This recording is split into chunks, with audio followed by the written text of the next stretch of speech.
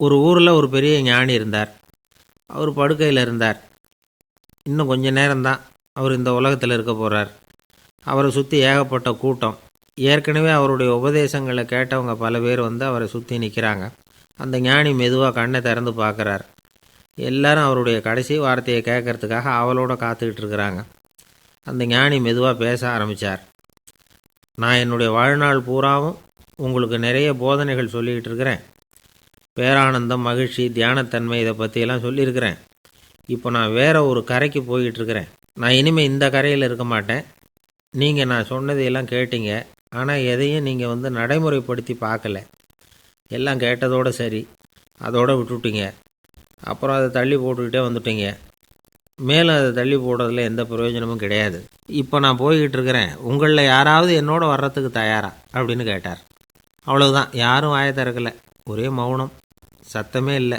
ஒருத்தர் பார்த்துக்கிட்டே நிற்கிறாங்க. அந்த கூட்டத்தில் ஒரு ஆள் அந்த ஞானி கூடவே 40 வருஷத்துக்கு மேலே இருந்திருக்கிறான்.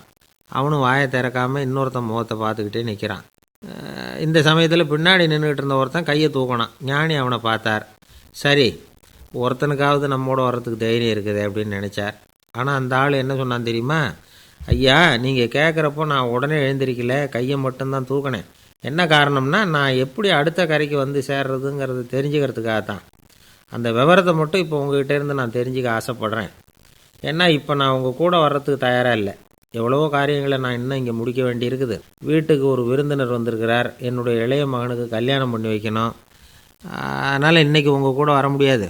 அது மட்டும் இல்லை, இப்போ உங்கள் கூட அடுத்த கரைக்கு வந்தால் திரும்பி வர முடியாதுன்னு வேறு சொல்கிறீங்க. அதனால் இப்போ நான் வரல.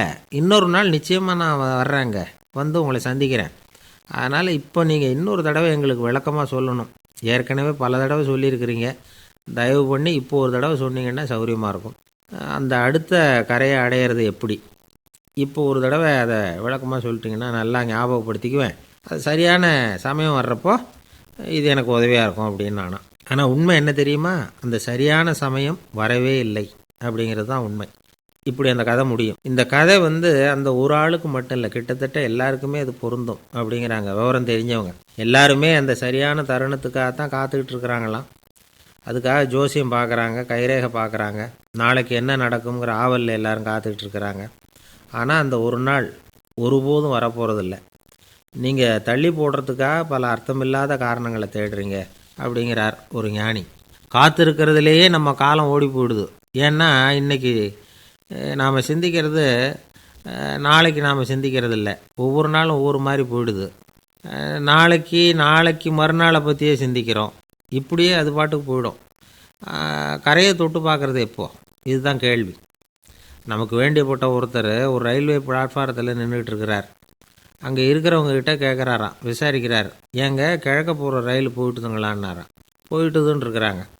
கொஞ்ச நேரம் கழித்து ஏங்க மேற்க போகிற ரயில் போயிட்டுதுங்களான்னு கேட்டிருக்காரு. போயிட்டுதுங்களான்ருக்காங்க. அப்புறம் கொஞ்சம் நேரம் கழித்து மறுபடியும் ஏங்க 10:30 மணி வண்டி போயிட்டுதான்னு கேட்டிருக்காரு. தொடர்ந்து காலையிலேருந்து சாயந்தரம் வரைக்கும் இப்படி ஒரே இடத்துல நின்றுக்கிட்டு கேட்டுக்கிட்டே இருக்கிறார். இதை பார்த்துக்கிட்டு இருந்த ஒருத்தர் அவர்கிட்ட வந்து, ஏங்க நீங்கள் எங்கே போகணும் அப்படின்னு கேட்டாராம். இவர் மெதுவாக சொன்னாராம், இந்த ரயில்வே லைனை தாண்டி அந்த பக்கம் போகணும் அப்படின்னாராம். ஒருத்தர் ஒரு தவறு செஞ்சு விட்றாருன்னு வச்சுக்கோங்க. உடனே நீ செஞ்சது தவறு அப்படின்னு சொல்கிறது ஒரு வகை. அதுக்கு பதிலாக எது சரின்னு அவர் புரிந்து கொள்ள உதவி செய்கிறது இன்னொரு வகை. இந்த 2வது வகை இருக்குது பாருங்கள், நிர்வாக இயலில் இது ரொம்ப முக்கியம். அலுவலகத்தில் வேலை பார்க்குற ஒருத்தர் முக்கியமாக தெரிஞ்சுக்க வேண்டியது என்ன தெரியுமா? சக ஊழியர்கள்கிட்ட எப்படி பழகணும், மேலதிகாரிகள்கிட்ட எப்படி பழகணும், தனக்கு கீழே வேலை செய்கிறவங்கக்கிட்ட எப்படி பழகணும், வாடிக்கையாளர்கள்கிட்ட எப்படி பழகணும், இவங்க எல்லார்கிட்டையும் செம்மையான உறவை ஏற்படுத்திக்கிறது எப்படி. இதையெல்லாம் சொல்லிக் கொடுக்குற பாடம் தான் இன்டர் பர்சனல் ஸ்கில், திறமையான உறவு அப்படிங்கிறது. எந்த வேலையில் இருந்தாலும் சரி, இந்த உறவுகளை வளர்க்கும் திறன் உள்ளவங்க சீக்கிரம் முன்னுக்கு வந்துடுறாங்க. மற்றவங்க கிட்ட உறவை பலப்படுத்திக்கிறது எப்படி அப்படின்னு தெரிஞ்சுக்கிட்டோம்னா எந்த ஒரு தடையையும் சுலபமாக தாண்டி செய்கிற தொழிலில் முன்னுக்கு வந்துடலாம். ஹார்வர்டு பல்கலைக்கழகத்தில் ஒரு கணக்கெடுப்பு பண்ணி பார்த்தாங்களாம். பார்க்குற வேலையில் எது மாதிரி குணாதிசயம் உள்ளவங்க வேகமாக முன்னுக்கு வர்றாங்க அப்படின்னு தெரிஞ்சுக்கிறதுக்காக இந்த கணக்கெடுப்பு. வெவ்வேறு துறையில் வேகமாக முன்னுக்கு வந்திருக்கிற பல பேரை சந்தித்து இந்த சர்வேயை நடத்தியிருக்கிறாங்க. அவங்க கண்டுபிடிச்சி சொல்லியிருக்கிற உண்மை என்ன தெரியுமா? ஒருத்தர் ஒரு வேலையில் இருந்தால் அது சம்பந்தப்பட்ட சப்ஜெக்ட் பற்றிய அறிவு 35% இருந்தால் போதுமா. ஆனால் உறவுகளை வளர்க்கக்கூடிய திறன், இன்டர் பர்சனல் ஸ்கில்லு 65% வேணும். இப்படி உள்ளவங்க சீக்கிரம் முன்னுக்கு வந்துடுறாங்களாம். அதனால் ஒருத்தருக்கு வேலை சரியாக புரியலைன்னா கூட விவரமாக மற்றவங்கக்கிட்ட பழகிறது எப்படின்னு புரிஞ்சால் போதும், அவர் முன்னுக்கு வந்துடலாம். அலுவலகங்களில் மட்டும் இல்லை, எல்லா இடங்கள்லையும் இது ரொம்ப முக்கியம். வீட்டுக்குள்ளேயும் இது ரொம்ப முக்கியம், வீட்டுக்கு வெளியேயும் இது முக்கியம். அடுத்தவங்கக்கிட்ட பழகிறது எப்படிங்கிறத தெரிஞ்சிக்காதவன் வாழ்க்கையில் முன்னேற முடியாது. இன்றைக்கி ஆயுதங்களால் காயப்படுத்தி கொள்ளுகிறவர்களை விட வார்த்தைகளால் காயப்படுத்தி கொள்ளுகிறவர்கள் தான் அதிகம். பெரியவங்க என்ன சொல்கிறாங்க தெரியுமா? நீங்கள் இந்த பூமியில் பிறந்ததன் அர்த்தம் பூர்த்தியாகணும்னா அடுத்தவங்களுக்கு உதவி பண்ணுங்க. அடுத்தவங்களுக்கு உதவி செய்ய முடியாவிட்டால் கூட பரவாயில்லை, ஆனால் யாரையும் புண்படுத்தி விடாதீங்க அப்படின்னு சொல்கிறாங்க. எனக்கு தெரிஞ்ச ஒருத்தர் ஒரு அலுவலகத்தில் வேலை பார்க்குறார். அவர் சொல்லுவார், எனக்கு இந்த இன்டர் பர்சனல் ஸ்கில் ரொம்ப அதிகம் சார். சக ஊழியர்கள்கிட்ட ரொம்ப சுமூகமாக நடந்துக்குவேன். என் கூட வேலை பார்க்குற ஒருத்தருக்கு ஏதாவது ஒரு கஷ்டம்னா அந்த சமயத்தில் அவர் செய்ய வேண்டிய வேலையை நான் செஞ்சுருவேன் சார் அப்படிம்பார். நான் அவர்கிட்ட சமீபத்தில் அப்படி ஏதாவது செஞ்சுருக்கீங்களா அப்படின்னு கேட்டேன். செஞ்சுருக்கேன் சார். போன வாரம் புதன்கிழமை ஆஃபீஸில் என் பக்கத்து சீட்டுக்காரருக்கு வயிற்று வலி. உடனே நான் மெடிக்கல் லீவ் போட்டுவிட்டு எங்கள் வீட்டுக்கு போயிட்டேன் சார் அப்படின்னார். இயேசுநாதர்கிட்ட ஒருத்தர் வந்து கேட்டாராம், இயேசுவே என்னை எவ்வளவு நேசிக்கிறீர்கள் அப்படின்னு. அவர் தன்னுடைய 2 கைகளையும் அகல விரித்து இவ்வளவு என்று சொல்லி சிலுவையில் உயிர் நீத்தார் அப்படின்னு சொல்லுவாங்க. அதாவது அந்த நேசிப்புக்கு எல்லை கிடையாது, அதே போல் மன்னிப்புக்கும் எல்லை கிடையாது. இது இயேசுநாதர் சொல்லி கொடுத்த ஒரு பாடம். இயேசுனுடைய சீடர்களில் ஒருத்தன் பீட்டர், அவன் ஒரு நாள் இயேசுநாதர்கிட்ட கேட்டிருக்கான், இயேசுவே நான் வந்து என்னுடைய தம்பிக்கிட்ட அடிக்கடி சண்டை போட்டுக்கிட்டு இருக்கிறேன், என்னுடைய சகோதரன் கூட. அவனை நான் எத்தனை தடவை மன்னிக்கிறது? ஏற்கனவே 7 தடவை அவனை மன்னிச்சுட்டேன் அப்படின்னு சொல்லியிருக்கிறான். அப்போது இயேசு சொன்னாராம், மன்னிக்கிறதுக்கு எத்தனை தடவைங்கிற கணக்கெல்லாம் கிடையாது. எத்தனை தடவை உன்னுடைய சகோதரன் உன்னை கோபப்படுத்துகிறானோ அத்தனை தடவை நீ மன்னிக்கிறதுக்கும் தயாராக இருக்கணும், அதுதான் அப்படின்னு சொன்னாராம். அப்போ இவனுக்கு ஒன்றும் புரியல, இது என்ன அவன் தப்பு பண்ணிக்கிட்டே இருப்பான், நாம் மன்னிச்சிக்கிட்டே இருக்கிறதா அப்படிங்கிறது மாதிரி குழப்பமாக இருந்திருக்கிறான். அப்போது இயேசுநாதர் தன்னுடைய சீடன் பீட்டர்கிட்ட ஒரு கதை சொன்னாராம். அந்த கதை இன்றைக்கு நாம் வந்து எல்லாரும் சிந்தித்து பார்க்க வேண்டிய ஒரு கதை. அதாவது மன்னிப்பை விரும்புகிறவர்கள் மன்னிக்கவும் தயாராக இருக்க வேண்டும் அப்படிங்கிறது தான் அந்த கதையினுடைய தத்துவம். அந்த இயேசுநாதர் சொன்ன கதை என்னென்னா, ஒரு மன்னர் இருந்தார். அவர் ஒரு நாள் அரண்மனையில் உட்காந்து கணக்கு வழக்குகள்லாம் பார்த்துக்கிட்டு இருந்தார். நம்ம அரண்மனையிலேருந்து யார் யார் அரசாங்க கடன் வாங்கியிருக்கிறாங்க, யார் யார் திருப்பி செலுத்தியிருக்கிறாங்க அப்படிங்கிற விவரத்தையெல்லாம் பார்த்துக்கிட்டு இருந்தார். அப்போ தான் புரிஞ்சுது, அந்த அரண்மனையில் வேலை செய்கிற ஒருத்தனே அரசாங்க கடன் ஒரு வாங்கியிருக்கிறான். எவ்வளவு? 10,000 பொற்காசுகள் வாங்கியிருக்கான் கடன். இந்த 10,000 பொற்காசுகளை திருப்பி செலுத்தலை அரசாங்கத்துக்கு. இது மன்னர் கவனத்துக்கு வந்தது. உடனே நம்ம அரண்மனையில் இருக்கிறவனே அரசு கடன் வாங்கி திருப்பி செலுத்தாமல் இருக்கான், அவனை கூப்பிட்டு வாங்கன்னு சொல்லி கூப்பிட்டுட்டு வந்தாங்களாம். விசாரிச்சிருக்கிறாங்க, என்னப்பா நீ எவ்வளோ ஒன்று? ஆமாங்க 10,000 பொற்காசுகள் வாங்கியிருக்கிறேன், இன்னும் திருப்பி கட்டலைன்றிருக்கான். உடனே அவர் மன்னர் சொல்லியிருக்கிறார், நம்ம சட்டத்திட்டப்படி நீ உடனே பணத்தை திருப்பி கட்டிடு. அப்படி உன்னால் கட்ட முடியலன்னா உன்னுடைய வீடு வாசல் சொத்து சுகம் எல்லாத்தையும் விற்று அந்த பணத்தை அரசு கருவூலத்தில் சேர்த்துக்கிறதுக்கு நானே ஏற்பாடு பண்ணிடுறேன் அப்படின்னு அந்த மன்னர் சொன்னாராம். இவன் அப்படியே அதிர்ச்சி ஆகிட்டான், அப்படியே பொத்துன்னு காலில் விழுந்தானா. மன்னா என்னை மன்னிச்சுங்க, என்னால் முடியல, எனக்கு மன்னிப்பு கொடுங்க அப்படின்ட்டுருக்கான். உடனே அவர் எழுந்திரிச்சு, சரி நீ மன்னிப்பு கேட்டுவிட்ட, அதனால் உன்னை மன்னிக்கிறேன், நீ பணம் கட்ட வேண்டாம் அப்படின்னு சொல்லி அந்த மன்னர் அவனை விட்டுட்டாராம். பணத்தையும் தள்ளுபடி போட்டார், நீ திருப்பி கட்ட வேண்டான்னு. இவனுக்கு ரொம்ப மகிழ்ச்சி, அதனால் ரொம்ப உல்லாசமாக வந்துக்கிட்டு இருக்கிறான். தெருவில் வந்துக்கிட்டு இருக்கிறப்ப இவங்கிட்ட கடன் வாங்கின ஒருத்தன் எதுக்கு வந்துக்கிட்டு இருக்கான். அவன் இவங்கிட்ட ஒரு 100 பொற்காசுகள் கடன் வாங்கியிருக்கான். அவன் வந்தான், இவன் போய் அவன் சாட்டையாக பிடிச்சிக்கிட்டான், நீ எப்படா என் கடனை திருப்பி கொடுக்க போகிறேன்னு. அவன் இப்போ முடியல, கொஞ்சம் பொறுத்துக்கா, அப்புறம் தரேன்ருக்கான். அதெல்லாம் முடியாது, நீ கொடுத்து தான் ஆகணும் அப்படின்னு இவன் புடிவமாக சொல்கிறான். இப்போ நிலைமையை பாருங்கள், இவன் 10,000 பொற்காசுகள் அரசாங்கத்தில் கடன் வாங்கினா அதுக்கு மன்னிச்சு விட்டுட்டார் இவனை. ஆனால் இவன் இன்னொருத்தனை மன்னிக்கிறதுக்கு தயாராக இல்லை. இவங்கிட்ட கடன் வாங்கின இன்னொருத்தன் 10 பொற்காசுகள், அவனை மன்னிக்க தயாராக இல்லை. அவனை கொண்டு போய் நீதிமன்றத்தில் கொண்டு போய் நிறுத்தி தண்டனை வாங்கி கொடுத்துட்டான். நீதிபதி என்ன சொன்னார், அந்த இவன் வாங்கின பொற்காசுகளை திருப்பி கட்டுற வரைக்கும் ஜெயிலில் இருக்கணுங்கிறது தீர்ப்பு. ஆனால் உடனே அரசர் காதில் வந்து விழுந்தது. சொல்லிட்டாங்க, உங்ககிட்ட மன்னிப்பு வாங்கிட்டு போனானே ஒருத்தன், அவன் இன்னொருத்தனை மன்னிக்கிறதுக்கு தயாராக இல்லை, அவனை கொண்டு போய் ஜெயிலில் அடைச்சிட்டான் அப்படின்னு. உடனே மன்னர் பார்த்தார், இவனை மறுபடியும் கூப்பிட்டு வர சொன்னார். தபாரப்பா, நான் உன்னை மன்னிச்சு விட்டேன், ஆனால் நீ இன்னொருத்தனை மன்னிக்கிறதுக்கு தயாராக இல்லை, அதனால் என்னுடைய தீர்ப்பையும் மாற்றுறேன், நீயும் அரசு கடன் தீர்ற வரைக்கும் ஜெயிலில் தான் இருக்கணும் அப்படின்னு சொல்லி ஜெயிலுக்கு அனுப்பிச்சிட்டாரான். இப்படி ஒரு கதையை இயேசுநாதர் தன்னுடைய சீடருக்கு சொன்னதாக ஒரு வரலாறு. அது என்ன, அதிலேருந்து நாம் புரிந்து கொள்ள வேண்டியதுன்னா, நாம் மன்னிக்கப்படணும்னு நாம் விரும்புகிறோம்னா நாம் இன்னொருத்தரை மன்னிக்கிறதுக்கு தயாராக இருக்கணும். அதனால் நாம் இன்னொருத்தரை யாரையும் மன்னிக்க மாட்டோம், ஆனால் என்ன இன்னொருத்தரை மன்னிக்கணும் அப்படிங்கிறது மாதிரி செய்யக்கூடாதுன்னு சொல்லுவாங்க. அது மாதிரி நாம் இப்போ இது தப்பாக புரிஞ்சுக்கிறவங்களும் இருக்கிறாங்க. பாவம் மன்னிப்புங்கிறதுலாம் எதுக்குன்னா, அதாவது மறுபடியும் பாவம் செய்யாமல் இருக்கிறதுக்காக தான். அதான் மன்னிக்கிறாரே அப்படிங்கிறதுக்காக மறுபடியும் பாவம் பண்ணிகிட்டு இருக்கிறது இல்லை. அதான் ஒருத்தர் கேட்டாராம், பாவத்திலேருந்து மன்னிப்பு கிடைக்கணும்னா நீ என்ன செய்யணும் அப்படின்னு கேட்டிருக்கார். அதுக்கு அவன் சொல்லியிருக்கிறான், நான் முதல்ல பாவம் செய்யணும், அப்போ தானே மன்னிப்பு கிடைக்கும் அப்படின்னு நானாம். இப்படிப்பட்டவர்கள் தான் இன்றைக்கி உலகத்தில் அதிகமாக இருக்கிறாங்க. அதனால் இந்த மன்னிப்பின் மகத்துவங்கிறது இயேசுநாதர்கிட்டேருந்து தான் நாம் புரிஞ்சுக்கணும். அந்த இயேசு சொன்ன அந்த மன்னிக்கிற மனோபாவம் இருந்தால் இன்றைக்கி உலகம் பூராவும் அமைதி பூங்காவாக இருக்கும். அதில் ஒன்றும் ஆச்சரியமே இல்லை, அதில் ஒன்றும் சந்தேகமும் இல்லை. அதனால் மன்னிக்கிற மனோபாவத்தை நாம் எல்லாரும் நமக்குள்ளே வளர்த்து கொள்ள வேண்டும் அப்படிங்கிறது தான் நாம் இன்றைக்கு எல்லோரும் சிந்தித்து பார்க்க வேண்டிய ஒரு செய்தி. ஒருத்தர் சிகரெட்டும் கையுமா வந்தார். சார், இந்த புகைப்பிடிக்கிற பழக்கத்தை நிறுத்தி போடணும்னு தான் பார்க்குறேன், முடியலேன்னார். புகைப்பிடிக்கிறத நிறுத்துறது ரொம்ப சுலபம் சார் அப்படின்னார் இன்னொருத்தர். எப்படி சொல்கிறீங்கன்னு கேட்டார் அவர். நான் கூட ஏற்கனவே 10 தடவை அந்த பழக்கத்தை நிறுத்தி இருக்கிறேன் சார் அப்படின்னார் இவர். இதிலேருந்து என்ன தெரியுது, புகைப்பழக்கத்தை திடீர்னு விட்டு விடுறதுங்கிறது ரொம்ப கஷ்டம்னு தெரியுது. இருந்தாலும் இது சம்பந்தமான ஆராய்ச்சி, அனுபவம், இது ரெண்டையும் அடிப்படையாக வச்சு சில வழிமுறைகளை சொல்கிறாங்க. அதாவது புகைப்பிடிக்கிறத நிறுத்துறதுக்கு 10 வழிகள் உண்டு அப்படின்னு சொல்கிறாங்க. அது என்னங்கிறத தெரிஞ்சுக்கிட்டா உபயோகப்படுதான்னு பார்க்கலாமே. முதல் கருத்து என்னன்னா, கொஞ்ச நாளைக்கு புகைப்பிடிக்கிற நண்பர்களை விட்டு விலகி இருக்கணும். இதனால் புகைப்பிடிக்கிற ஆசை குறையும், அந்த பழக்கத்தை மறுபடியும் ஆரம்பிக்கப்படாதுங்கிற எண்ணம் உறுதிப்படும். ரெண்டாவது கருத்து, புகைப்பிடிக்கிறதை எதிர்த்து தீவிரமாக பிரச்சாரம் செய்ய ஆரம்பிச்சிடணும். அது அடுத்தவங்களுக்கும் உபயோகப்படும், உங்களுக்கும் உபயோகப்படும்.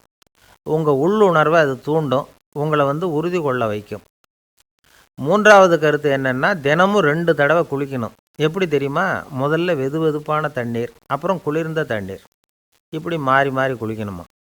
நாலாவது கருத்து, உடற்பயிற்சிகள் செய்யணும். மூச்சு வாங்குற மாதிரியான பயிற்சிகள் ரொம்ப நல்லதான். பிராணாயாமம் அப்படிங்கிற மூச்சு பயிற்சி ரொம்ப நல்லதுங்கிறாங்க. அப்புறம் 5வது கருத்து, சாப்பாடு மிதமாக இருக்கணும், சீராக இருக்கணும். பச்சை காய்கறிகள், பழங்கள் சாப்பாட்டில் சேர்த்துக்கலாம். அடிக்கடி கொஞ்சம் கொஞ்சமாக சாப்பிட்டு ரத்தத்தில் சர்க்கரையின் அளவை பராமரிக்கணும். இது நரம்புகளை அமைதிப்படுத்தும். 6வது கருத்து என்னென்னா, ரொம்ப நேரம் பசியோடு இருக்கக்கூடாது. புகைப்பிடிக்கிறத நிறுத்த முயற்சி செய்யும் பொழுது எடை குறைப்பு நடவடிக்கைகளை மேற்கொள்ளக்கூடாது. 7வது கருத்து, காப்பி, தேநீர், மதுபானம், அப்புறம் போதைப் பொருள்கள் கலந்த உணவுகள் இதெல்லாம் வேணாம். புகைப்பிடிக்கிறத அதெல்லாம் ஊக்கப்படுத்தும். கடுகு, மிளகு, அப்புறம் காரமான பொருள்களை தவிர்க்கணும். உப்பு அளவை குறைக்கணும். தினமும் 10 குவளை தண்ணீராவது குடிக்கணும். வெறும் தண்ணி புகைப்பிடிக்கிற ஆவலை தணிக்குதான். 8வது கருத்து, கையில் சிகரெட்டு, புகையில ஏதாவது இருந்தால் உடனே தூக்கி எறிஞ்சிருங்க. அது கையில் இருக்கிற வரைக்கும் புகைப்பிடிக்கிற ஆசை வந்துக்கிட்டே இருக்கும். 9வது கருத்து என்னென்னா, இறை நம்பிக்கை உள்ளவங்க புகைப்பிடிக்கிற எண்ணம் வர்றப்போவெல்லாம் பிரார்த்தனை செய்ய ஆரம்பிச்சுடலாம். 10வது கருத்து, உங்களுக்கு ரொம்பவும் வேண்டியவங்க யாரோ அவங்கக்கிட்ட எல்லாம் நீங்கள் புகைப்பிடிக்கிறத நிறுத்தி விட்டதா சொல்லிவிடுங்க. இந்த 10 வழிகளையும் கடைபிடிக்க ஆரம்பிச்சுட்டா புகைப்பிடிக்கும் பழக்கத்தை நிறுத்தி விடலாம் அப்படின்னு சொல்கிறாங்க அனுபவப்பட்டவங்க. முயற்சி பண்ணி பார்க்கலாம். ஒரு முக்கியமான இடத்துல நின்றுக்கிட்டு இருந்தார் ஒருத்தர். அங்கே வந்த இன்னொருத்தர், ஏன் சார் இந்த இடத்துல சிகரெட் பிடிக்கலாமா அப்படின்னு அனுமதி கேட்டார். இந்த இடத்துல சிகரெட் பிடிக்கக்கூடாதுங்க அப்படின்னாரு இவர். நீங்கள் இப்படி சொல்கிறீங்க, ஆனால் இந்த இடத்துல கீழே நிறைய சிகரெட் துண்டுகள் கிடக்குதே, அவங்கெல்லாம் யார்? அவங்கெல்லாம் உங்கள் மாதிரி என்கிட்ட அனுமதி கேட்காதவங்க அப்படின்னாராம் இவர். ஒரு கடைக்கு போனேன், 5 ரூபா பணத்தை எடுத்து கொடுத்தேன். ஒரு தினசரி பத்திரிகையை கேட்டேன். அவர் உடனே அங்கே அடுக்கி வச்சுருந்த பத்திரிகையில் ஒன்று எடுத்து என் கையில் கொடுத்தார். வாங்கிக்கிட்டேன். மீதி பணத்தை எடுத்தார். அதையும் என் கையில் கொடுக்கணும்ல, கொடுக்கல. எதிரில் இருந்த பலகையில் வச்சு எடுத்துக்க சொன்னார். எப்பவும் அவர் அப்படி தான் பண்ணுவார். நானும் எடுத்துக்கிட்டு வந்துடுவேன். இவர் ஏன் இப்படி பண்ணுறாருங்கிறது எனக்கு ரொம்ப நாளாக ஒரு சந்தேகம். ஒரு நாள் அவர்கிட்டயே இதை கேட்டுவிட்டேன். ஏங்க, நீங்கள் உங்கள் கடைக்கு வந்து பொருள்கள் வாங்குறவங்களுக்கு நீங்கள் பாக்கி சில்லறையை கொடுக்குறப்போ பலகையில் வச்சு விட்றீங்க, கையில் கொடுக்க மாட்டேங்கிறீங்களே, ஏன் அப்படின்னு கேட்டேன். காசை கையில் கொடுத்தா நம்மக்கிட்ட இருக்கிற லட்சுமி போயிடுவா சார் அப்படின்னார். அதாவது பணம் செலவாயிடும் அப்படின்னு அர்த்தமா. இன்னொரு நண்பர், அவர் ஒரு நாள் வழக்கத்துக்கு மாறாக ரொம்ப சோகமாக உட்காந்துருக்கிறார். ஏங்க என்னாச்சு, ஏன் இப்படி கப்பலே கவிழ்ந்தது மாதிரி உட்காந்துருக்குறீங்க அப்படின்னு கேட்டேன். கப்பலே கவிழ்ந்திருந்தா கூட நான் இப்படி கவலைப்பட மாட்டேன் சார், வேற ஒன்று நடந்து போச்சுன்னார். என்னன்னு கேட்டேன். என் உச்சந்தலையில் பல்லி ஒன்று விழுந்துட்டுதுன்னார். அதுக்காகவா இப்படி அப்படின்னு ஆச்சரியப்பட்டேன். ஆமாங்க, பல்லி உச்சந்தலையில் விழுந்தால் பலன் என்னன்னு பஞ்சாங்கத்தில் பார்த்தேன், மரணம்னு போட்டிருக்கு அப்படின்னு சொல்லிவிட்டு அவர் தொடர்ந்து கவலைப்பட ஆரம்பிச்சிட்டார். இப்படியும் ஒருத்தர், என் கூட வேலை பார்க்குற ஒருத்தர் எப்படி தெரியுமா, தினமும் வலது காலை வச்சு தான் ஆஃபீஸுக்கு உள்ளே நுழைவார். என்னைக்காவது தவறுதலாக இடது காலை வச்சு உள்ளே வந்துட்டார்னா அன்னைக்கு பூரா மனசு சங்கடப்படுவார். எந்த வேலையும் சரியாக ஓடாது. கேரம் போர்டு ஆடுற ஒருத்தர் எப்போ ஆட உட்காந்தாலும் ஸ்ட்ரைக்கரை கை தவறி கீழே விழுற மாதிரி பண்ணி அதுக்கப்புறம் அதை எடுத்துக்கிட்டு ஆட உட்காருவார். ஏன்னா எப்போவும் ஒரு தடவை நிஜமாகவே அது வந்து கை தவறி கீழே விழுந்திருக்குது. அன்னைக்கு பிரமாதமாக ஜெயிச்சுட்டார். உடனே ஒரு முடிவுக்கு வந்துட்டார், கை தவறுனா லாபம் அப்படின்னு. அதுக்கப்புறம் அதையே பழக்கமாக்கிக்கிட்டார். பூனை குறுக்க போனால் சகனம் சரியில்லைன்னு நினைக்கிறவங்க உண்டு. ஆனால் ஒருத்தர் எப்படி தெரியுமா, அவர் வெளியில் கிளம்புற சமயம் பக்கத்து வீட்டு ரேடியோவில் மியாவ் மியாவ் பூனை குட்டின்னு பாட்டு சத்தம் கேட்டால் கூட போதும், சகனம் சரியில்லைன்னு பிரயாணத்தை கேன்சல் பண்ணிவிடுவார். இப்போ இவ்வளவும் எதுக்கு சொல்கிறோம்னா, அளவுக்கு மீறின சகுன நம்பிக்கைகள் இருக்குது பாருங்கள், இதோட பயமும் சேர்ந்துக்கிட்டதுன்னு வச்சுக்கோங்க, இது ஒருத்தருடைய மனநிலையை பாதிச்சிடும். இது வந்து உளவியல் நிபுணர்கள் சொல்கிற கருத்து. வாழ்க்கையே தடுமாற வச்சிரும். பாதுகாப்பு இல்லாத உணர்வு, ஒரு விதமான டிப்ரெஷன் மனநிலை, இதெல்லாம் தான் இதுக்கு காரணமாக அமையலாம். சில பேர் காய்கறி நறுக்க கத்தியை கையில் எடுத்தால் கூட நேரம் சரியாக இருக்கா அப்படின்னு பார்த்துட்டு தான் வேலையை ஆரம்பிக்கிறது வழக்கம். அறிவு தான் மனசுக்கு வாத்தியாராக இருக்கணும். அப்போ தான் வாழ்க்கை வந்து நிம்மதியாக இருக்கும். அறிவு வந்து மனசு சொல்கிறபடியெல்லாம் கேட்க ஆரம்பிச்சுட்டுதுன்னா இடைஞ்சல் தான். ஒருத்தருக்கு 7ஆம் நம்பர் தான் ராசியான நம்பரான். 7ஆம் தேதி தான் எந்த காரியத்தையும் ஆரம்பிப்பாராம். 7 எழுத்து வர்றது மாதிரி பேரை மாற்றி வச்சுக்கிட்டார். 7 மணிக்கு தான் தினமும் எழுந்திருப்பார். 7ஆம் நம்பர் வீட்டில் தான் குடியிருக்கார். கல்யாணம் கூட 7ஆம் தேதி தான் பண்ணிக்கிட்டார். அவர் ஒரு நாள் குதிரை பந்தயத்துக்கு போனாராம். குதிரையோட பேரையெல்லாம் பார்த்தார். ஒரு குதிரையோட பேர் 7 எழுத்தில் அமைஞ்சிருந்தது. 7 தானே இவருக்கு அதிர்ஷ்ட நம்பர். அதனால் உடனே அது பேரில் பணத்தை கட்டினார். பந்தயம் நடந்தது. என்ன சார் ஆச்சுன்னு கேட்டாங்க. நான் பணம் கட்டின அந்த என்னோட குதிரை 7ஆவதாக வந்து சேர்ந்தது சார் அப்படின்னாராம் சோகமாக. இந்த உலகத்தில் எல்லாருக்கும் மகிழ்ச்சி தரக்கூடிய ஒரு பொருள் எது? இது ஒரு முக்கியமான கேள்வி. இந்த கேள்விக்கு பொருத்தமான ஒரு பதிலை உங்களால் சொல்ல முடியுமா? அதாவது கொஞ்சம் யோசித்து பார்த்தா பணம்னு சொல்லலாமா? இப்போ கையில் காசு இல்லாதவங்ககிட்ட ஒரு 10 ரூபாயை கொடுத்தா அது அவனுக்கு சந்தோஷத்தை கொடுக்கும். ஏற்கனவே வருமான வரி பிரச்சனையில் சிக்கி இருக்கிறவர்கிட்ட இன்னும் கொஞ்சம் பணம் இந்தாங்கன்னு சொல்லி கொடுத்தோம்னா அது வந்து அவருக்கு சங்கடத்தை தான் கொடுக்கும். அதனால் அந்த கேள்விக்கு பணங்கிறது பொருத்தமான பதிலாக இருக்க முடியாது. கேள்வி என்னன்னா, இந்த உலகத்தில் எல்லாருக்கும் மகிழ்ச்சி தரக்கூடிய ஒரு பொருள் எது? சரி, இனிப்புன்னு சொல்லலாமா? ஏன்னா எல்லாருக்கும் இனிக்க தானே செய்யும். அதுலேயும் ஒரு சிக்கல் இருக்குது. சர்க்கரை வியாதிக்காரங்களுக்கு அது என்ன சந்தோஷத்தையாக கொடுக்கும்? ஆக எல்லாருக்கும் வேறுபாடு எதுவும் இல்லாமல் மகிழ்ச்சியை கொடுக்கக்கூடியது வேற ஏதோ ஒன்று இருக்குது. அது என்னன்னு கண்டுபிடிக்கணும். அதுதான் இன்றைக்கி தகவல். இப்போ அதை கண்டுபிடிக்கணும்னா இந்த கதையை கேட்கணும். அது என்ன கதைன்னா, ஒரு ஊரில் ஒரு ராஜா இருந்தார். அவருக்கும் இதே சந்தேகம் வந்துட்டுது. அதாவது எல்லாருக்கும் இன்பம் தரக்கூடிய பொருள் எது அப்படின்னு. இதுக்கு பதில் தெரிஞ்சுக்கிறதுக்கு ஆசைப்பட்டார். சரி, அதுக்கு என்ன செய்யலாம்னு யோசனை பண்ணார். நாட்டு மக்களுக்கு பகிரங்கமாக ஒரு அறிவிப்பு கொடுத்தார். நம்ம நாட்டு மக்கள் இன்பம் தரக்கூடிய பொருள் எதுன்னு நினைக்கிறாங்களோ அதை கொண்டுக்கிட்டு வந்து அரண்மனையில் உள்ள கண்காட்சி மண்டபத்தில் வைக்கலாம். அப்படி அவங்க வைக்கிற பொருள்களில் எது எல்லாருக்கும் இன்பம் தரக்கூடியதாக இருக்குமோ அதை வச்சவருக்கு 1000 பொற்காசுகள் பரிசு அப்படின்னு அறிவிப்பு கொடுத்துட்டார். ஜனங்கள் இந்த அறிவிப்பை கேட்டாங்க. அதுக்கப்புறம் சும்மா இருப்பாங்களா? 1000 பொற்காசுன்னா சும்மாவா? அவங்க கையில் என்னென்ன கிடைச்சதோ அதையெல்லாம் கொண்டாந்து அரண்மனை காட்சி மண்டபத்தில் வச்சுட்டாங்க. அதுக்கப்புறமா ராஜா அங்கே வந்தார். ஒவ்வொன்றா பார்த்துக்கிட்டே வந்தார். முதல்ல ஒரு குயில் இருந்தது, இனிமையாக பாடக்கூடிய குயில். இந்த குயிலோட இன்னிசை எல்லாருக்கும் இன்பம் தரக்கூடியது தான். இருந்தாலும் காது கேட்காதவங்களுக்கு இந்த இசை எப்படி இன்பம் தர முடியும்? அதனால் இது சரியில்லைன்னு விட்டார். அடுத்தபடியாக போனார். அங்கே என்ன வச்சுருக்குறாங்கன்னு பார்த்தா ஒரு அழகான மயில் அங்கே தோகை விரித்து ஆடிக்கிட்டு இருக்குது. இந்த மயிலோட ஆட்டம் மனசுக்கு இன்பம் தரக்கூடியது தான். இருந்தாலும் பார்வை இல்லாதவங்க இந்த ஆட்டத்தை பார்த்து ரசிக்க முடியுமா? முடியாது. அதனால் இதுவும் சரியில்லை அப்படின்னு சொல்லிவிட்டார். அதுக்கு அடுத்தபடியாக போனார். பல வகையான இனிப்பு பண்டங்களை வச்சுருந்தாங்க. பார்த்தார், வயசானவங்களுக்கும் நோயாளிகளுக்கும் இது இன்பம் தராது, துன்பம்தான் கொடுக்கும் அப்படின்னார். இப்படி ஒவ்வொன்றா பார்த்துக்கிட்டே போகிறார். அழகான மலர்கள், கனிகள், ஓவியங்கள் எதுவுமே பொருத்தமாக தெரியல. சகல பேருக்கும் இன்பம் தரக்கூடிய வகையில் எதுவும் இல்லை. கடைசியாக வந்தார். அங்கே ஒரு களிமண் பொம்மை இருந்தது. அது என்ன பொம்மை தெரியுமா? பசியால் வாடி இருக்கிற ஒருத்தருக்கு ஒரு அம்மா இனிமையாக பேசிக்கிட்டு சோறு போடுறது மாதிரி அந்த பொம்மையை செஞ்சுருந்தாங்க. அதுக்கு கீழே அன்பு அப்படின்னு எழுதியிருந்துதான். ராஜா பளிச்சுன்னு ஒரு முடிவுக்கு வந்தார். அந்த பொம்மையை செஞ்ச சிற்பியை வரவழைச்சார், பரிசு கொடுத்தார். அன்பு ஒன்று தான் எல்லாருக்கும் இன்பம் அளிக்கக்கூடிய பொருள். காது கேட்காதவங்களும் அதை கேட்க முடியும், பார்வை இல்லாதவங்களும் அதை பார்க்க முடியும், குழந்தைகளும் அதை உணர முடியும் அப்படின்னு அதுக்கு விளக்கம் கொடுத்தார் அந்த மன்னர்.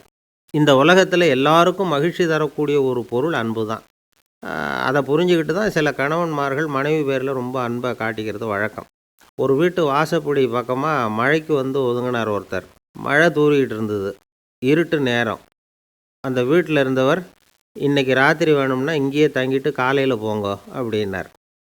உடனே இவர் சொன்னார், ரொம்ப நன்றிங்க, ஒரு 10 நிமிஷத்தில் இதை வந்துவிடுறேன் அப்படின்னு சொல்லிவிட்டு எங்கேயோ ஓடினார். 10 நிமிஷம் கழித்து திரும்பி வந்தார். ஆமாம், எங்கே போயிட்டு வந்தீங்கன்னு கேட்டார் வீட்டில் இருந்தவர். நேராக எங்கள் வீட்டுக்கு போய் மனைவிக்கிட்ட இன்றைக்கி ராத்திரி இங்கேயே தங்கிக்கிறேன்னு சொல்லிவிட்டு வந்துவிட்டேன் அப்படின்னார் அவர்.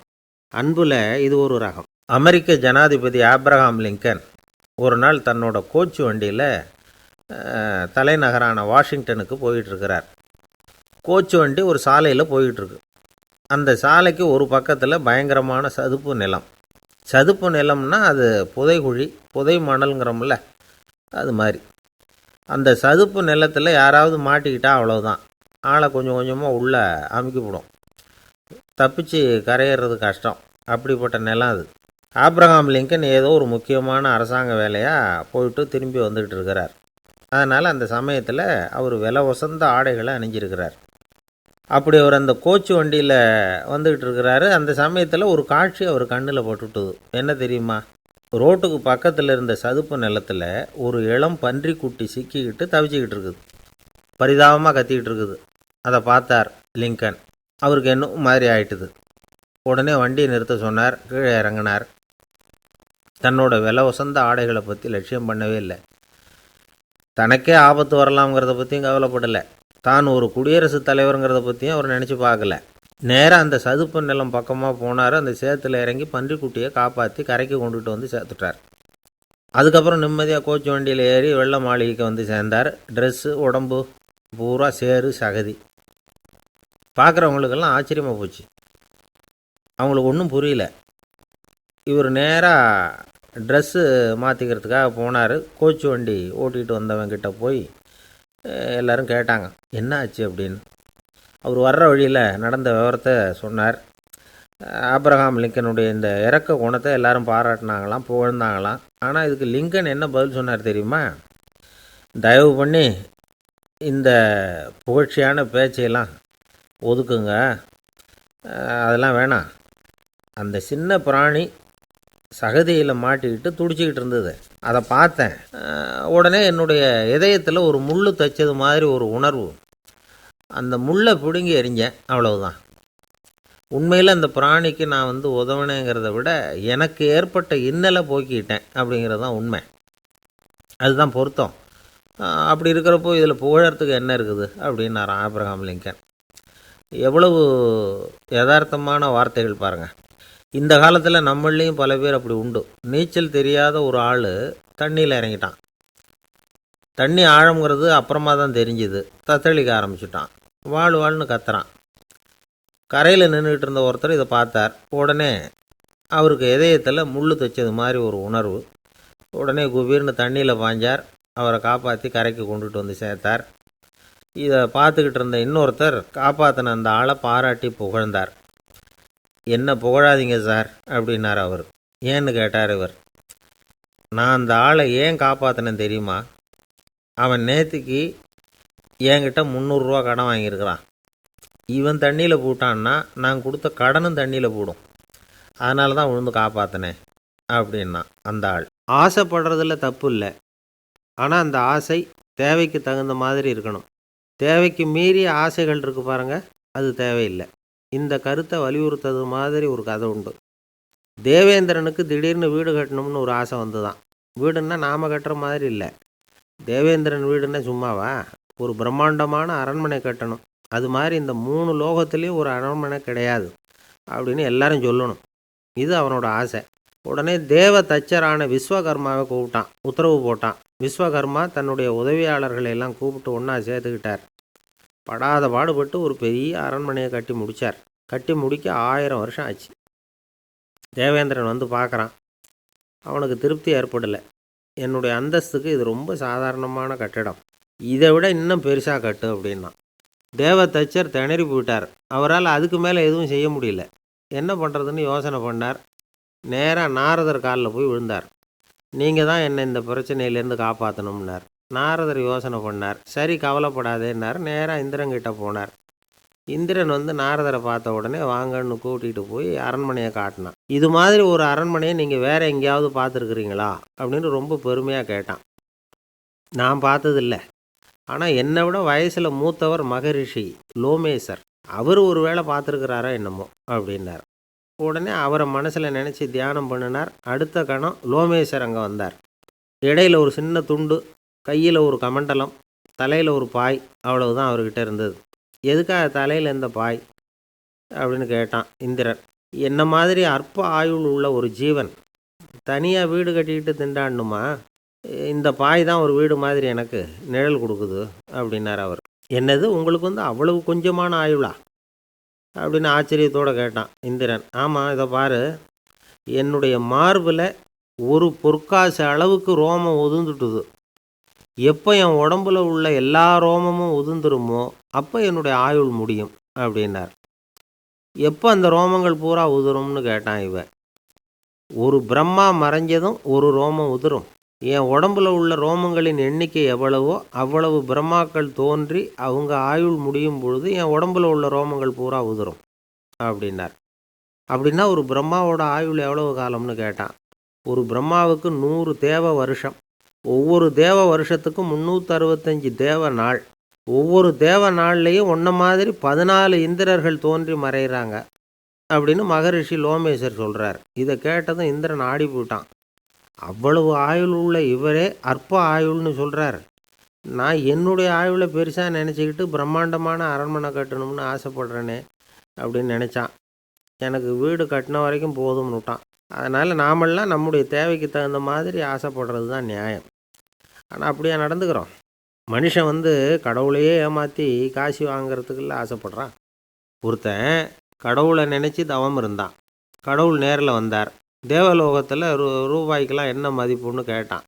அங்கெல்லாம் ரூபாய்ங்கிறது உங்கள் பணத்தில் 1 கோடி ரூபாய்க்கு சமம். அதாவது தேவலோகத்தில் 1 ரூபான்னா இங்கே 1 கோடி ரூபா. அது மாதிரி எங்களுக்கு ஒரு நாளுங்கிறது உங்கள் கணக்கில் 1 கோடி வருஷத்துக்கு சமம் அப்படின்னார் கடவுள். அப்படின்னா எனக்கு நீங்கள் அதிகமாக எதுவும் தர வேணாம், உங்கள் கணக்குப்படி ஒரே 1 ரூபா கொடுங்க, அது போதும்னா இவன் ரொம்ப சாமர்த்தியமாக. கடவுள் யோசனை பண்ணார். அது ஒன்றும் கஷ்டம் இல்லை, 1 ரூபா தானே கேட்குற, கொடுத்துட்றேன். ஆனால் இப்போ வரும்பொழுது நான் எடுத்துக்கிட்டு வரல, எங்கள் கணக்குப்படியே 1 நாள் பொறுத்துக்க பணத்தோடு வந்துடுறேன் அப்படின்னு சொல்லிவிட்டு பறந்து போயிட்டார். ஒரு ஜென் துறவி அவருக்கு ரொம்ப வயசாயிட்டுது. கடைசி காலம். நண்பர்களையெல்லாம் கூப்பிட்டார்.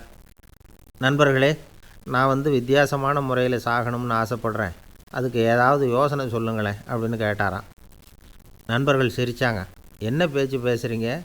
சாவறதுங்கிறது என்ன விளையாட்டுத்தனமான காரியமா அப்படின்னு கேட்டிருக்காங்க. அந்த துறவி கொஞ்ச நேரம் யோசனை பண்ணார். அப்புறம் கேட்டாராம், இது வரைக்கும் யாராவது நடந்துக்கிட்டே இறந்துருக்குறாங்களா அப்படின்னாராம். எல்லாரும் இல்லைன்னாங்களாம். ஒருத்தர் மட்டும் சொல்லியிருக்கார். அப்படியும் ஒருத்தர் இறந்துருக்கிறதாக ஒரு கதையில் படிச்சிருக்கிறேன்.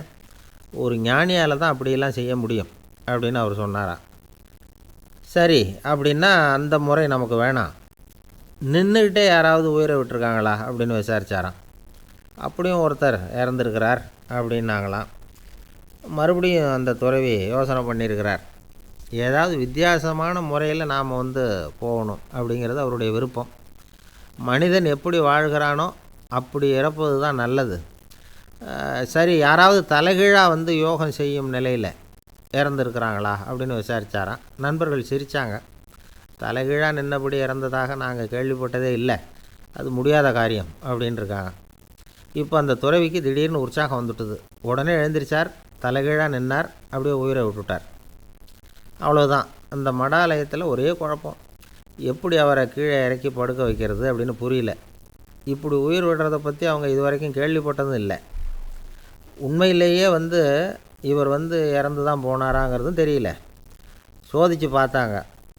இதய துடிப்பு, நாடி துடிப்பு எல்லாம் நின்று போயிருந்தது. இவர் எப்பவும் இப்படி தான், என்ன பண்ணுறது இப்போது அப்படின்னு சொல்லி எல்லோரும் குழம்பிக்கிட்டு இருக்கிற சமயத்தில் ஒரு பெரிய ஒரு யோசனை சொன்னார். இந்த துறவியோட மூத்த சகோதரி பக்கத்து மடாலயத்தில் இருக்கிறாங்க. அவங்கள இங்கே அழைச்சிட்டு வந்தால் ஏதாவது வழி கிடைக்கும் அப்படின்னார். அந்த அம்மாவுக்கு 90 வயசு. அழைச்சிட்டு வந்தாங்க. ஒரு குச்சியை ஊன்றிக்கிட்டு அப்படியே மெதுவாக நடந்து வந்தாங்க. தம்பி, தலைகீழாக நின்று உயிர் விட்டு இறக்கிறத பார்த்தாங்க. தம்பின்னு கூப்பிட்டு பார்த்தாங்க, ஒன்றும் காணோம். உடனே என்ன பண்ணாங்க, தன்னுடைய கைத்தடியால் தம்பியோட உடலை ஒரு தட்டு தட்டினாங்க. ஏப்பா, சாகிறப்பவும் உன்னுடைய குறும்புத்தனத்தை விடலையா? இப்படியாடா சாகிறது? ஒழுங்காக செத்து தொலை அப்படின்னாங்களாம். அவ்வளவுதான். உடனே அந்த துறவி திரும்பி நேராக நின்னார். அக்கா, கோவப்படாத, நான் ஒழுங்காக சாகிறேன். எப்படி செத்தா என்ன, எல்லாம் எனக்கு ஒன்று தான் அப்படின்னு சொல்லிவிட்டு அப்படியே தரையில் படுத்து உயிரை விட்டாராம். அதுக்கப்புறம் அந்த அம்மா கோலை கையில் எடுத்துக்கிட்டு அப்படியே திரும்பி கூட பார்க்காம அவங்க பாட்டுக்கு போயிட்டாங்களாம். மரணத்தை ஒரு விளையாட்டாக ஆக்கிய அந்த துறவிக்கு வாழ்க்கையே ஒரு விளையாட்டாக தான் இருந்திருக்குது. எந்த நோக்கமும் இல்லாமல் செயல்படுறதுன்னா என்னங்கிறதும் அவருக்கு தெரிஞ்சிருக்குது. பயனை எதிர்பார்க்காமல் பணி செய்து வாழ்ந்து மறைந்த மகான் அவர். தம்முடைய தொழிலை விளையாட்டு போல் செய்ய தெரிஞ்சவருக்கு வாழ்க்கையே ஒரு விளையாட்டாக மாறிடும். எல்லாமே விளையாட்டாகி விடுகிற போது மரணமும் விளையாட்டாகிவிடும் அப்படிங்கிறது தான் அந்த தத்துவம். ஆனால் அதுக்கு முன்னாடி உங்களுக்குள்ளே இருக்கிற உண்மையான நடிகனை நீங்கள் அடையாளம் கண்டுபிடிக்கணும். நீங்கள் நடிக்க வேண்டியதே இல்லை. நீங்கள் ஏற்கனவே நடிச்சுக்கிட்டு தான் இருக்கிறீங்க. நீங்கள் இந்த உண்மையை தெரிஞ்சுக்கணும், அவ்வளவுதான். இதுதான் ஞானிகளுடைய கருத்து. நீங்கள் தெருவில் நடந்து போயிட்டுருக்கிறீங்க. எதிரில் வர்றவர் உங்களை பார்த்து எப்படி இருக்கிறீங்கன்னு கேட்குறார். நல்லா இருக்கிறேங்கிறீங்க. உண்மையிலேயே நாம் நல்லா இருக்க மாட்டோம். ஏதாவது உடம்புல கோளாறு இருக்கும். ஆனால் அப்படி சொல்லுவோம், நல்லா இருக்கிறேன் அப்படின்னு. அது நடிப்பு தானே. உங்களை சந்தித்ததில் ரொம்ப மகிழ்ச்சி அப்படின்னு சொல்கிறோம். உடனே கொஞ்சம் நிதானமாக யோசித்து பாருங்கள். உண்மையிலேயே உங்கள் மனசு மகிழ்ச்சி அடைஞ்சுட்டுதா? அது நடிப்பு தானே. வாழ்க்கையை சரியாக புரிஞ்சுக்கிட்டால் எல்லாமே நடிப்புங்கிறது புரியும். கல்யாண பத்திரிக்கை அனுப்பியிருந்தேனே, ஏன்டா வரலன்னு கேட்டான் ஒருத்தன். வந்திருந்தேனே அப்படின்னானா இவன். டேய், ஏன்டா போய் சொல்கிற, நான் பத்திரிக்கையே உனக்கு அனுப்பலையே அப்படின்ட்டுருக்கான் அவன். அதுக்கு இவன் சொன்னானா, பத்திரிக்கை அனுப்புனேன்னு நீ போய் சொல்கிறப்போ கல்யாணத்துக்கு வந்தேன்னு நான் போய் சொல்லக்கூடாதா அப்படின்னானா. ஒரு தீக்குச்சி தீப்பெட்டியை பார்த்து கேட்டுதான், நாம் 2 பேரும் தானே உரசிக்கிறோம், ஆனால் நான் மட்டும் தீப்பிடிச்சி எரிஞ்சு போகிறேன், நீ அப்படியே இருக்கிறியே அப்படின்னு தான். அதுக்கு தீப்பெட்டி சொல்லியிருக்குது, உனக்கு தலையில் கணம் இருக்குது, அதனால் அழிஞ்சு போகிற அப்படின்னு தான். எப்படி இருக்கு பாருங்கள் இந்த பதில். தலையில் கணம் உள்ளவங்க யாருமே சரியாக இருக்க முடியாது. எவ்வளவு பெரியவங்களாக இருந்தாலும் சரி, ரொம்ப கஷ்டம்தான் அது. கர்வம்ங்கிறது கூடவே கூடாது. இதை விளக்கிறதுக்கு மகான் ஒருத்தர் ஒரு சம்பவத்தை சொல்கிறார். அர்ஜுனன் தீர்த்த யாத்திரை பண்ணானா. அப்போது தென்னிந்தியாவுக்கு வந்திருக்கிறான். ராமேஸ்வரத்துக்கு போனப்போ அங்கே இலங்கைக்கு கல்லுலாம் அடுக்கி போடப்பட்டிருந்த பாலத்தை பார்த்தானா. ஒரு சின்ன குரங்கு அதுக்கு பக்கத்தில் விளையாடிக்கிட்டு இருந்திருக்கு. அதை பார்த்துட்டு அர்ஜுனன் சிரிச்சிருக்கான். ஏன் சிரிக்கிறேன்னு கேட்டிருக்கு அந்த குரங்கு. ராமன் மிகச்சிறந்த வில் வீரன். அப்படி இருக்கிறப்போ அவன் இலங்கைக்கு அம்புகளாலேயே ஒரு பாலம் கட்டியிருக்கலாம். அதை விட்டுட்டு போயும் உன்ன மாதிரி குரங்குகளை துணையாக வச்சுக்கிட்டு இப்படி ஒரு கருங்கல் பாலத்தை கட்டியிருக்கிறானே அப்படின்னு நானா. அம்புகளால் பாலம் கட்ட முடியுமா அப்படின்னு கேட்டு தான் குரங்கு. ஏன் முடியாது, என்னால் முடியுமேன்னு இருக்கான் அர்ஜுனன். அம்பால் பாலம் கட்டலாம், இருந்தாலும் என்ன மாதிரி குரங்குகள் ஏறி நடந்தால் அது தாங்குமா? அதனால தான் ராமர் கருங்கல் பாலமே கட்டினார் அப்படின்றது குரங்கு சொல்லிச்சான். அப்படியே சொல்கிற, நான் வேணும்னா இப்போ அம்புகளாலேயே ஒரு பாலத்தை கட்டுறேன், நீ அது மேலே ஏறி நடந்து பார். பாலம் விழுந்துட்டுதுன்னா நான் தீ மூட்டி அதில் குதித்து உயிர் தியாகம் பண்ணி விட்றேன் அப்படின்னு நான் ரொம்ப கோபமாக. உடனே அந்த சின்ன குரங்கு பெரிய உருவம் எடுத்துட்டு தான் கையில் கதையோடு அர்ஜுனன் முன்னாடி நிற்கிறான் அனுமன். பார்த்தா, என்னுடைய தலைவர் ராமரையா இழிவாக பேசுகிற, நீ இப்போ பாலம் கட்டு, நான் என்னுடைய பலத்தை காட்டுறேன் அப்படின்னு அனுமன். அர்ஜுனன் தன்னுடைய காண்டிபத்தை எடுக்கிறான், சரமாரியாக அம்புகளை விடுறான். அதெல்லாம் ஒன்றோட ஒன்று கோத்துக்கிட்டு அப்படியே பாலம் மாதிரி நிற்கிது. அர்ஜுனன் தலை நிமிர்ந்து நின்னான். அனுமன் உயர கிளம்பி அங்கேருந்து பாலத்தில் பொத்துன்னு இறங்கினான். பாலம் அப்படியே நொறுங்கி போச்சு தூள் தூளாக. என்ன அர்ஜுனா, இப்போ என்ன செய்ய போகிற அப்படின்னு நான் ஏளனமாக. அர்ஜுனன் தலையை தொங்க போட்டுக்கிட்டான். சொன்னபடி தீ மூட்டி அதில் குதிக்கிறதுக்காக 3 தடவை சுற்றி வந்தான். அப்போது கிருஷ்ணர் அங்கே வந்தார். என்ன அர்ஜுனா, என்ன நடக்குது, என்ன இது அப்படின்னு ஒன்றும் தெரியாத மாதிரி கேட்டார். அர்ஜுனன் வாயை திறக்கிறதுக்கு முன்னாடி அனுமன் வாயை திறந்தான், நடந்ததை சொன்னான். அர்ஜுனன் சவால் விட்டபடி உயிர் திறந்தே ஆகணும்னா அனுமன். கிருஷ்ணர் யோசனை பண்ணார். நல்லது, இந்த சவால் விட்டதுக்கும் நடந்ததுக்கும் யார் சாட்சி? பெரியவர் ஒருத்தரை சாட்சியாக வச்சுக்கிட்டல்லவா நீங்கள் இந்த போட்டியை நடத்தியிருக்கணும் அப்படின்னார். அதனால் என்ன, இப்போ மறுபடியும் அந்த போட்டியை நடத்திவிட்டா போச்சு, என்னால் அந்த அம்பு பாலத்தை நொறுக்க முடியாதா அப்படின்னு அனுமன். சரி, இப்போ மறுபடியும் அது நடக்கட்டும்னார் கிருஷ்ணர். அர்ஜுனன் அம்பு பாலம் அமைச்சான். அனுமன் ஏறி குதிச்சான். பாலம் அசைஞ்சு கொடுக்கவே இல்லை, அவ்வளோ உறுதியாக இருக்குது. இப்போ அனுமன் தலையை குனிஞ்சிக்கிட்டான். அர்ஜுனன் நன்றியோடு நிமிர்ந்து பார்த்தான். கிருஷ்ணருடைய தோள்கள்லேயும் முதுகள்லேயும் ரத்தம். என்ன சுவாமி, என்ன நடந்ததுன்னு நான் பதறி போய், உன் அம்பு பாலத்தை நான் தான் முட்டு கொடுத்து தாங்கிக்கிட்டு இருந்தேன். அனுமன் குதித்தப்போ என் மேலே ஏற்பட்ட காயங்கள் இவை. பின்ன உன்னுடைய அம்பு பலத்தினாலேயா பாலம் நின்றுதுன்னு நினைக்கிற அப்படின்னாரான். முதல்ல அர்ஜுனன், அப்புறம் அனுமன் 2 பேருக்குமே கர்வ பங்கம் ஆகிட்டு தான். அதாவது அவங்கக்கிட்ட இருந்த கர்வம் போயிட்டுது. யாராக இருந்தாலும் கர்வம் கூடாதுங்கிறத இதிலேருந்து நாம் புரிஞ்சுக்கணும். இந்த காலத்தில் நாமெல்லாம் எந்த விஷயத்துக்கெல்லாம் கர்வப்பட்டுருக்கோம் தெரியுமா? 2 பெண்கள் தங்களுடைய கணவன்மார்களை பற்றி ரொம்ப பெருமையாக பேசிக்கிட்டாங்களாம். அதில் ஒரு அம்மா சொல்லியிருக்கு, என் வீட்டுக்காரர்கிட்ட எந்த சப்ஜெக்ட் கொடுத்தாலும் சரி, அந்த விஷயத்தை பற்றி அழகாக 1 மணி நேரம் பேசுவார் அப்படின்னாங்களாம். உடனே இன்னொரு அம்மா, அது என்ன பிரமாதம், என் வீட்டுக்காரருக்கு சப்ஜெக்டே தேவையில்லை, விஷயமே இல்லாமல் நாள் பூரா பேசிக்கிட்டு இருப்பார் அப்படின்னாங்களாம். இந்த உலகத்தில் நாம் நல்லபடியாக இருக்கணும்னா அதுக்கு முக்கியமாக தேவைப்படுறது 2. ஒன்று செல்வம், இன்னொன்று அறிவு. சரி, இது 2ல் சிறந்தது எது அப்படின்னு ஒரு கேள்வி கேட்டால் என்ன பதில் சொல்கிறது? இதே கேள்வியை ஹஸ்ரத் அலி அவர்கள்கிட்ட கேட்டாங்களாம். அவர் ஒரு பெரிய அறிஞர். கேள்வி கேட்டவங்களும் சாதாரண ஆட்கள் இல்லை, இவங்களும் அறிஞர்கள். ஒரு நாள் ஹஸ்ரத் அலி அவர்கள்கிட்ட 10 அறிஞர்கள் வந்தாங்களாம். ஐயா, நாங்கள் 10 பேரும் உங்ககிட்ட ஒரே கேள்வியை தான் கேட்க வந்திருக்கிறோம், ஆனால் எங்கள் 10 பேருக்கும் நீங்கள் தனித்தனியாக பதில் சொல்ல முடியுமா அப்படின்னு கேட்டிருக்காங்க. அதாவது அவங்க ஒரே கேள்விக்கு இவர்கிட்ட இருந்து 10 விதமான பதில் எதிர்பார்க்குறாங்க. சரி கேளுங்க, என்ன கேள்வி அப்படின்னார் அவர். அப்போ தான் அவங்க கேட்டாங்களாம், செல்வம் அறிவு இது 2ல் சிறந்தது எது? இதுதான் கேள்வி. ஹஸ்ரத் அலி என்ன பண்ணார் தெரியுமா? அவங்கள ஒவ்வொருத்தராக கூப்பிட்டார். ஒவ்வொரு விதமான பதிலை சொல்லி அனுப்புனார். முதல்ல ஒருத்தரை கூப்பிட்டார், சொன்னார், அறிவுங்கிறது தீர்க்கதரிசிகள், ஞானிகள், மகான்கள் இவங்களோட பரம்பரை சொத்து. ஆனால் செல்வங்கிறது கொடுங்கோலரின் ஆயுதம், அதனால் அறிவு தான் சிறந்தது அப்படின்னார். 2வது ஆளை கூப்பிட்டார். உங்ககிட்ட செல்வம் இருந்தால் நீங்கள் தான் அதை காப்பாற்றணும், ஆனால் அறிவு உங்களை எப்பவும் காப்பாற்றும், ஆகவே அறிவு தான் சிறந்தது அப்படின்னார். 3வது ஆளை கூப்பிட்டார். செல்வந்தனுக்கு எப்போதும் விரோதிகள் அதிகம், ஆனால் அறிஞனுக்கு நண்பர்கள் அதிகம், அதனால் அறிவு தான் சிறந்ததுன்னார். அடுத்தவரை கூப்பிட்டார்.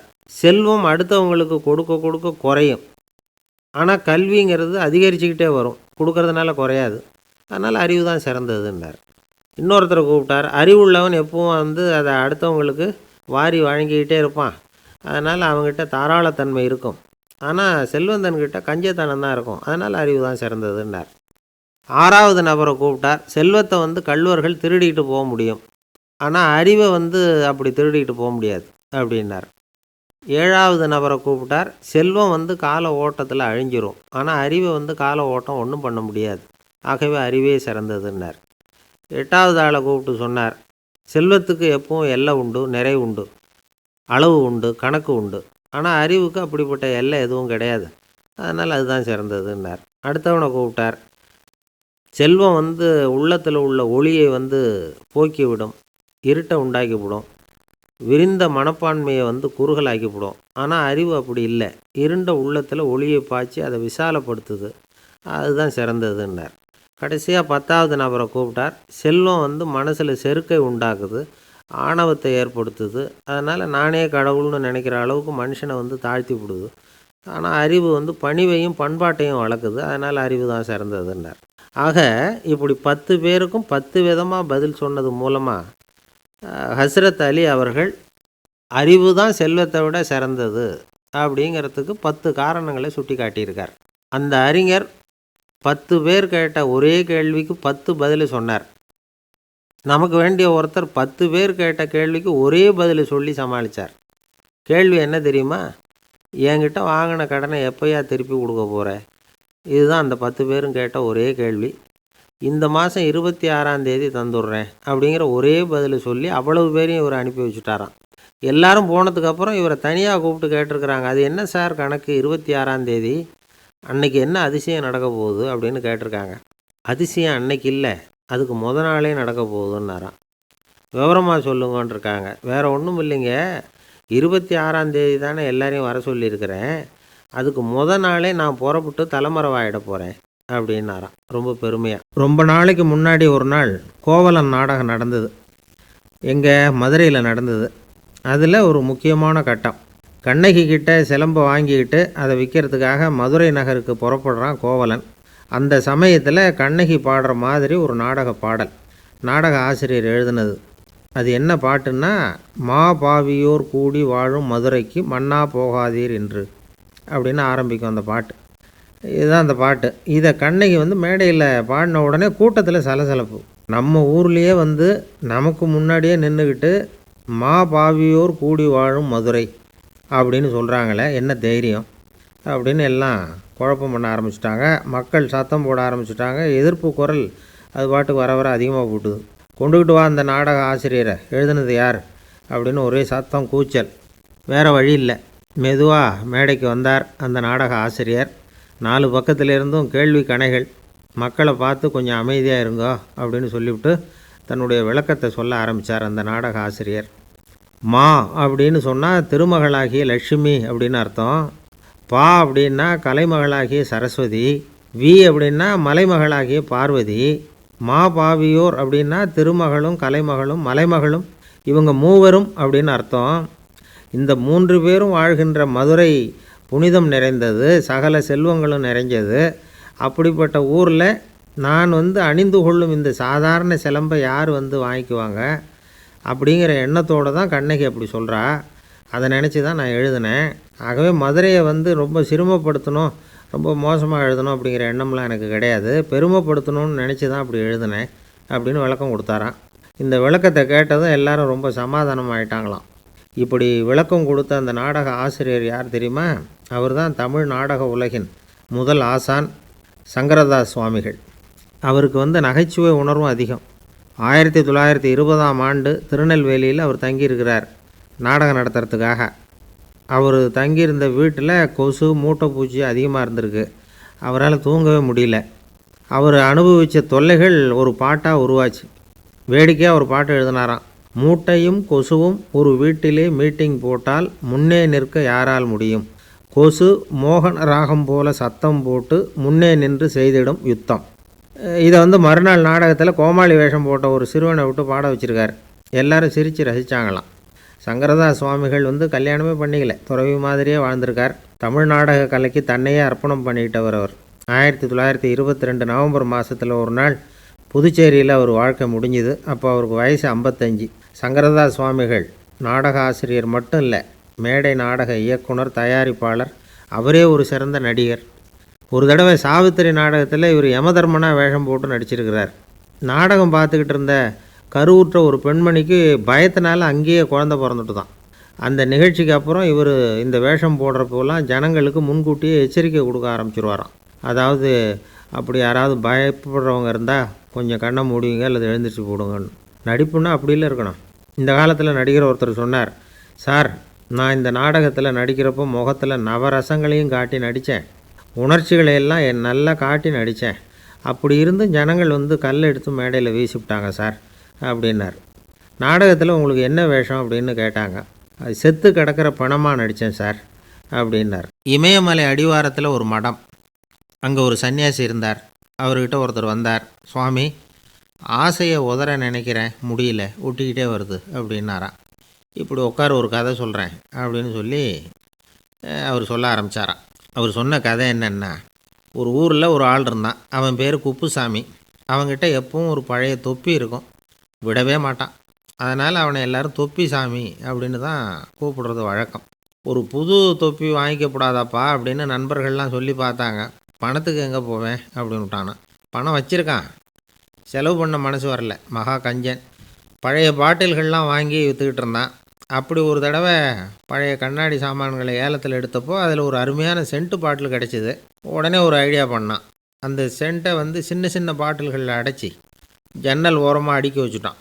அதை விற்றா நிறைய பணம் கிடைக்குமே. அதனால் இதுக்கு இடையில் ஒரு நாள் அவன் அப்படியே உட்காந்துருந்தான். அந்த நேரம் நண்பன் வந்தான். ஏண்டா, உன் பழைய தொப்பியை மாற்றப்படாதா, ஊரில் எல்லோரும் கேலி பேசுகிறாங்களே ஒன்று தொப்பி சாமின்னு அப்படின்னு சொல்லி கேட்டிருக்கான். இந்த சென்ட்டு பாட்டில் விற்றதும் பணம் வரும், அதுக்கப்புறம் பார்க்கலாம் அப்படின்னு நானா இவன். சரி வா, நீச்சல் குளத்துக்கு போயிட்டு வருவோம் அப்படின்னு கூப்பிட்ருக்கான் நண்பன். 2 பேரும் போனாங்க. அதே நேரம் அந்த ஊர் நீதிபதியும் அங்கே குளிக்க வந்தாராம்.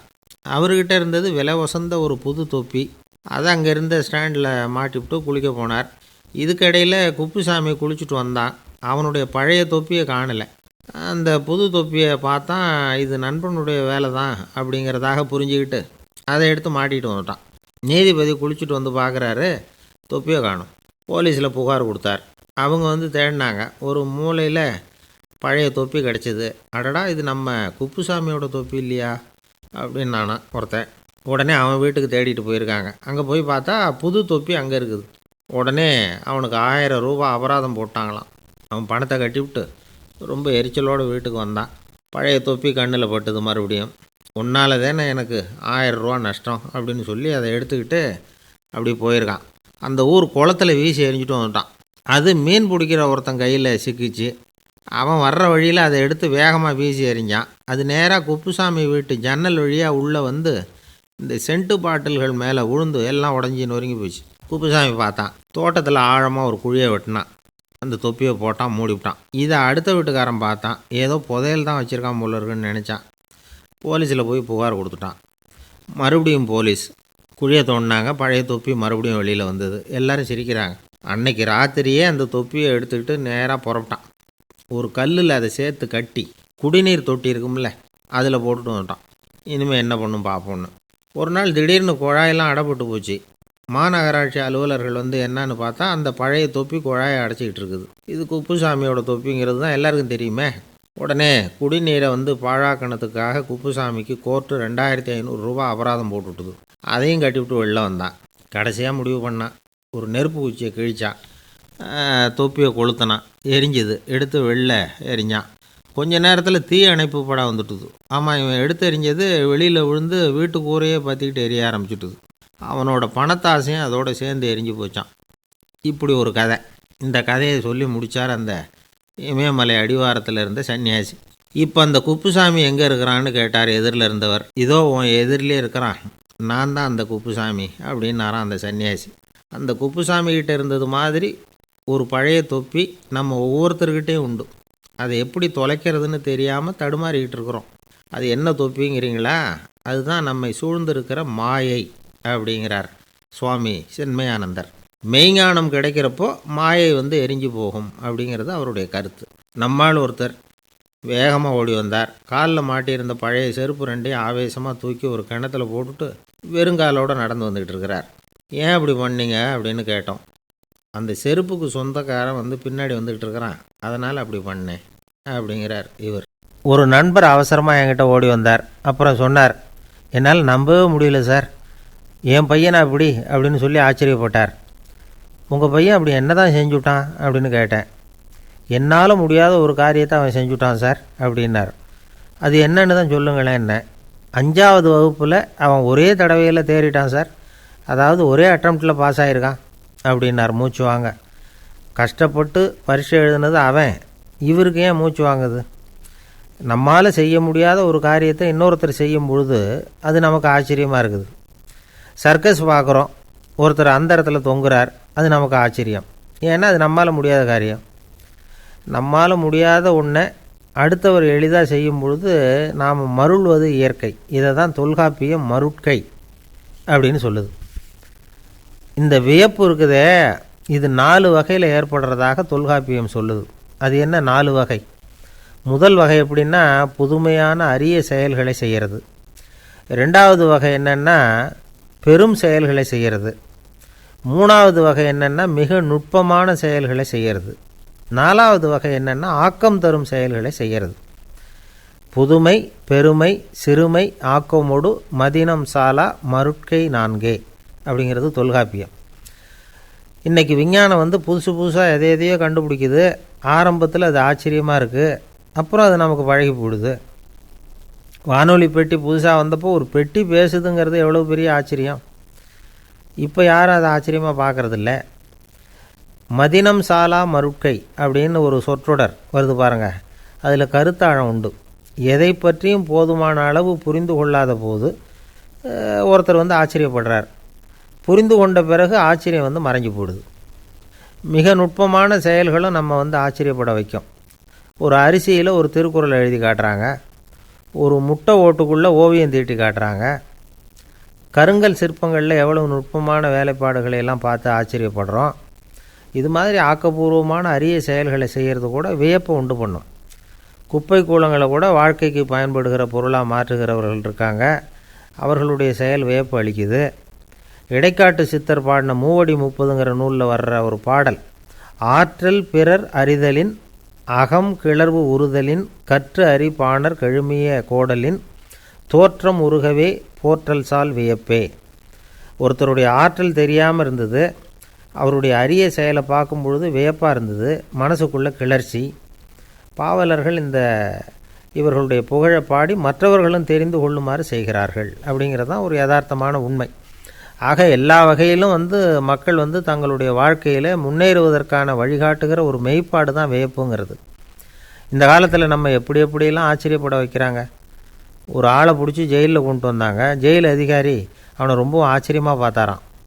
இவன் கேட்டான், ஏன் சார் அப்படி பார்க்குறீங்க, நான் இப்போ இங்கே வர்றது உங்களுக்கு ஆச்சரியமாக இருக்குதா அப்படின்னு கேட்டிருக்கான்.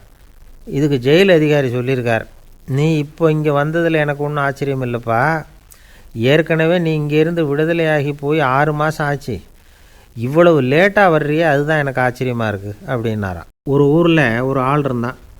அவனுக்கு ஒரே ஒரு மகள். அவளை நல்ல இடத்துல கட்டி கொடுக்கணும்னு ஆசைப்பட்டான். அதுக்காக மாப்பிள்ளை தேடிக்கிட்டு இருந்தான்.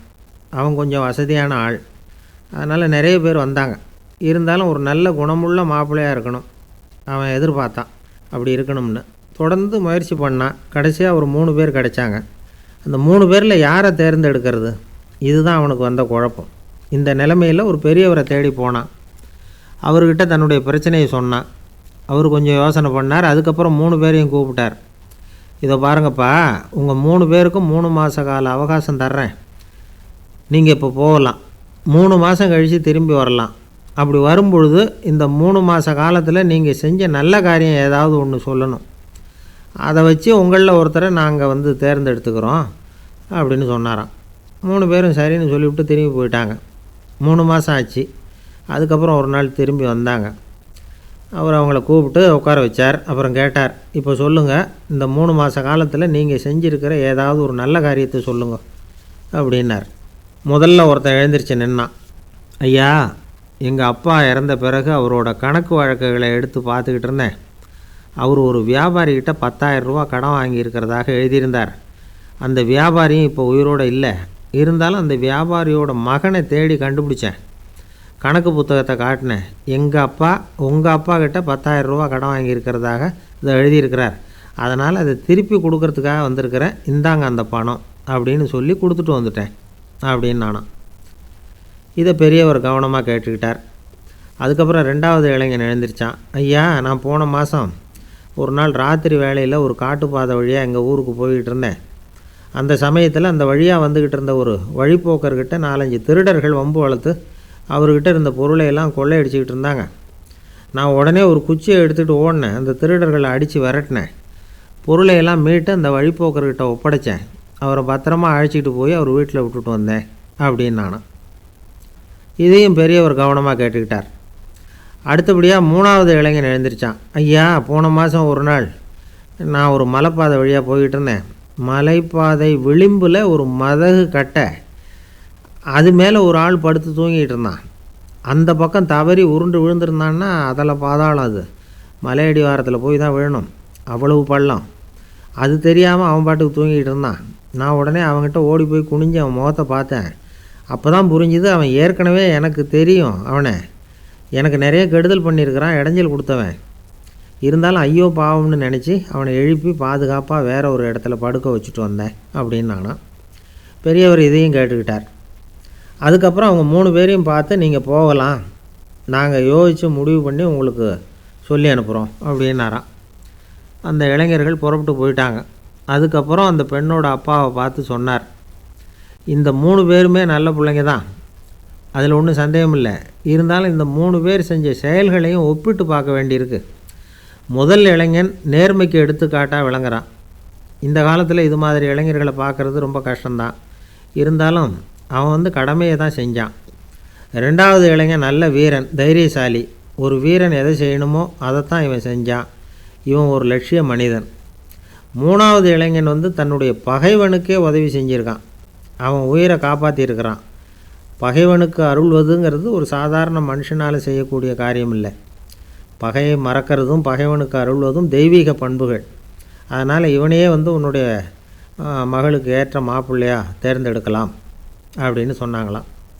ஒரு நல்ல நாளில் அவங்களுக்கு திருமணம் நல்ல விதமாக நடந்து முடிஞ்சுதான்.